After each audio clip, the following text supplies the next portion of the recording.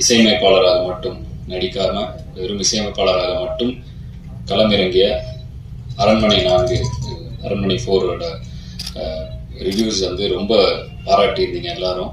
So ஒரு நிறைய கமெண்ட்ஸ்லாம் பார்த்துட்டு இருப்பேன் ஜென்ரலாக நெட்டில், ஆதினா கம்பேக்னு.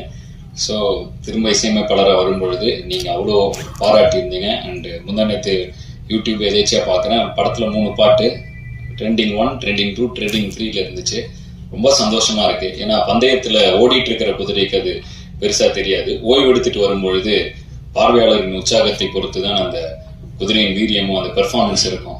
ஸோ அதனால வந்து உங்களுடைய உற்சாக வரவேற்பு வந்து எனக்கு ரொம்ப சந்தோஷமா இருந்துச்சு. இது மேலும் ஒரு பொறுப்புணர்வை கொடுக்குது. ஸோ நீங்க எழுதின விமர்சனங்களுக்கும் ரசித்த ரசிகர்கள் அனைவருக்கும் ரொம்ப நன்றி. அரண்மனை 4 நல்ல வெற்றி நடை போட்டுக் கொண்டிருக்கு. ரொம்ப சந்தோஷமா இருக்கு. அண்ட் அந்த பாசிட்டிவிட்டியிலேயே அடுத்த